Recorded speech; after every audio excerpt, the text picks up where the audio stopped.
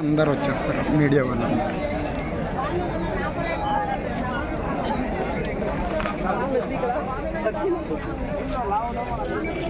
కూర్చోండి.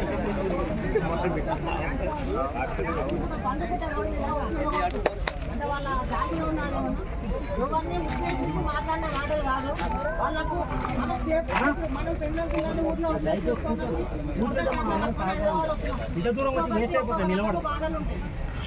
సిటీ బండి కొనుక్కొని నడపాలంటే అదే 5 లక్షలు సిటీ బండి పైసలు నాతో ఉంటాయి. ఊర్లో మాట్లాడుకోనా ఇంటికి వస్తాయి ఇంత దూరం వచ్చి అదే 50,000 పెళ్ళం పుస్తకాలు తాడుకుంటూ పెట్టాం. లేకపోతే ఎవరితో అప్పు తెచ్చో ఏదో కాలేజీలు మొక్కి ఫైనాన్స్ బండి తెచ్చుకొని ఫైనాన్స్ నడుపుతుంది. ఇప్పటికీ నా బండికి 3 ఈఎంఐ డ్యూ ఉంది అన్న. అదే సిటీ బండి కొనాలంటే ఎక్కడి నుంచి కొనాలి? నేను దీన్ని కట్టడానికైనా సరిపోతుంది. కొద్ది స్నానం కష్టపడితే 1000-1200 వస్తుంది. 500-600 గ్యాస్లో పోతుంది. మిగతా 700-800 10,000 బండి ఫైనాన్స్ కట్టాలి. పిల్లల స్కూల్ ఫీజులు ఏంటి? ఇంట్లో సంసారం ఏంటి? ఎట్లా బతకాలి మరి? ఇదే కొత్త